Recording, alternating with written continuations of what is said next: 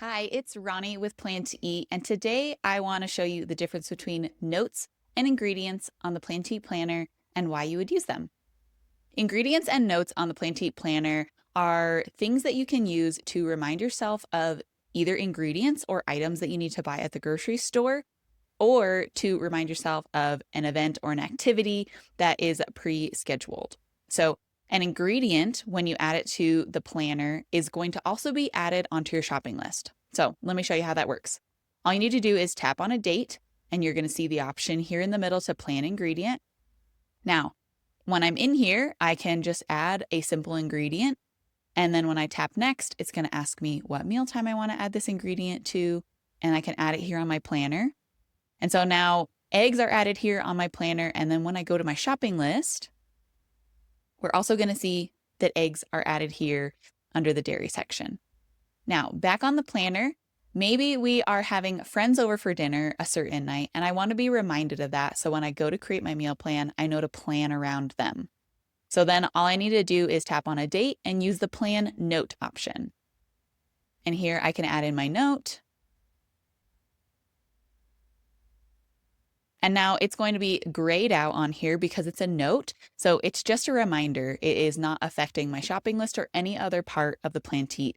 You can use notes for literally anything that you want to be reminded of on the planner. Some people like to go into Plan to Eat and add in things of their schedule onto their Plan to Eat planner so they know to schedule around them. You also might want to put a note on your planner if you are having friends over that maybe have specific food allergies. So you want to be able to plan around that. And one way that you can use notes on the planner is if you are cooking for multiple people in your household and maybe one person has a food allergy or needs to eat a different meal for whatever reason, you can use notes to differentiate the different recipes and who they're for. So let me show you how to do that. So here we're going to say these chili lime chipotle chicken is our allergen friendly dinner. So I'm going to come in here and plan a note. And I'll say allergen friendly. I'm going to add that here and I'm going to put this above that. I'll just drag and drop it so it's above that as kind of like a title or a header for this recipe. And then I'll come in here and I'll plan an additional recipe for this day that maybe is not as allergen friendly. And we can go in and add another note here and say something like this. And again, I can come in here and drag and drop that note.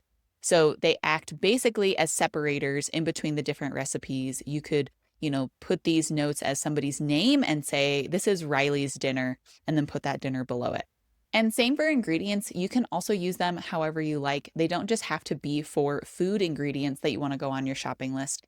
If you like to have things on your meal planner that need to go on your shopping list, say cleaning supplies, you might put those on Saturday when you're going to clean your house, but then it's also a reminder that you need to buy some of those items before that happens.